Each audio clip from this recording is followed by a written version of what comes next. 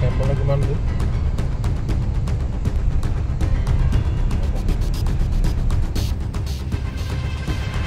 হয় আসলতে সংৰক্ষিত বনাঞ্চলক সুৰক্ষা দিয়াত ব্যৰ্থ হৈছে নেকি অসম চৰকাৰৰ বিয়াগুম বন বিভাগ মই বৰ্তমান উপস্থিত আছো অসম নাগালেণ্ড সীমান্তৱৰ্তী অভয়পুৰ সংৰক্ষিত বনাঞ্চলত আৰু চৰাইদেউ জিলাৰ এখন উল্লেখযোগ্য বনাঞ্চল বুলি ক'ব লাগিব অভয়পুৰ সংৰক্ষিত বনাঞ্চলত আজি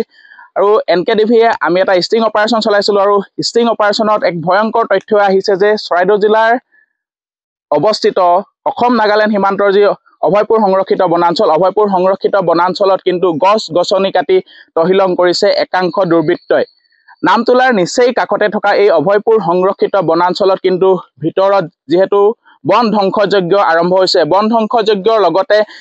ইটো পাৰৰ পৰা যি নাগালেণ্ডৰ পাৰৰ পৰা অহা দুৰ্বৃত্তই কিন্তু অভয়পুৰ সংৰক্ষিত বনাঞ্চলত খেতি কৰি বন ধ্বংসযজ্ঞ আৰম্ভ কৰিছে আৰু এনকেডিভিৰ আনখন স্ক্ৰীনত যদি সম্ভৱ আমি দেখুৱাবলৈ চেষ্টা কৰিম যে কেনেদৰে নগা দুৰ্বৃত্তই এই অভয়পুৰ সংৰক্ষিত বনাঞ্চলত কচু খেতি তিয়হ খেতি লগতে অন্যান্য খেতিসমূহ কৰি অভয়পুৰ সংৰক্ষিত বনাঞ্চলক ধ্বংসৰ মুখলৈ ঠেলি নিছে আৰু এই ক্ষেত্ৰত কিন্তু বন বিভাগে নিৰ্বিকাৰ ভূমিকা গ্ৰহণ কৰিছে বন বিভাগে কিন্তু অভয়পুৰ সংৰক্ষিত বনাঞ্চলক সংৰক্ষণ দিয়াত কিন্তু ব্যৰ্থ হৈছে বুলি ক'ব লাগিব আৰু এই যাত্ৰাকালত আমাক যিহেতু কেইজনমান স্থানীয় সতীৰ্থই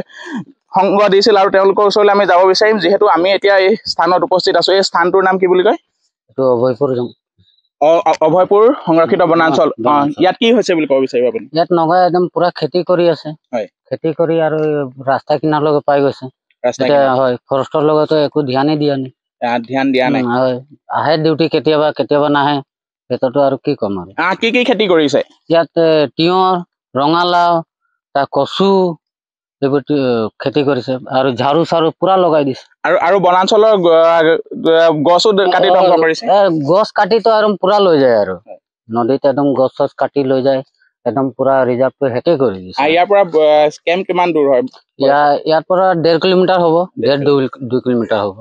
হয় যিহেতু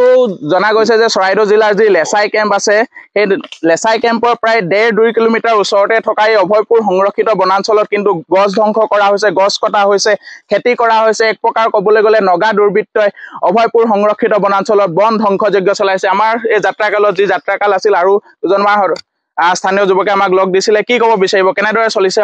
অভয়পুৰ সংৰক্ষিত বনাঞ্চল কেনেদৰে চলিছে মানে আজি চাওক আপোনালোকে নিজে আহি চাইছে যে কেনেকুৱা খেতি কাটি একদম পুৰা জুই চুই লগাই একদম পুৰা খেতি কৰিছে ৰঙালাও খেতি কৰিছে তিয়হ খেতি কৰিছে আৰু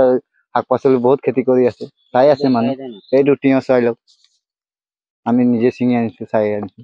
যিহেতু দেখা গৈছে যে যিহেতু আপোনালোক স্থানীয় লোক এই ক্ষেত্ৰত কিন্তু বন বিভাগে কেনেকুৱা ধৰণৰ ভূমিকা লৈছে বন বিভাগ আহে নে ইয়ালে বন বিভাগ কেতিয়াবা আহে কেতিয়াবা নাহে আৰু তাহাঁতি চাই নিজৰ চকুৰ মতে গুচি যায় সিহঁতি কৰে নিজৰ মতে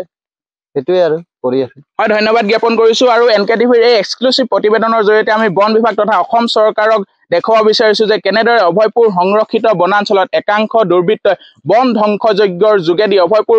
সংৰক্ষিত বনাঞ্চলক ভয়াৱহ পৰিস্থিতিৰ বাবে ঠেলি দিছে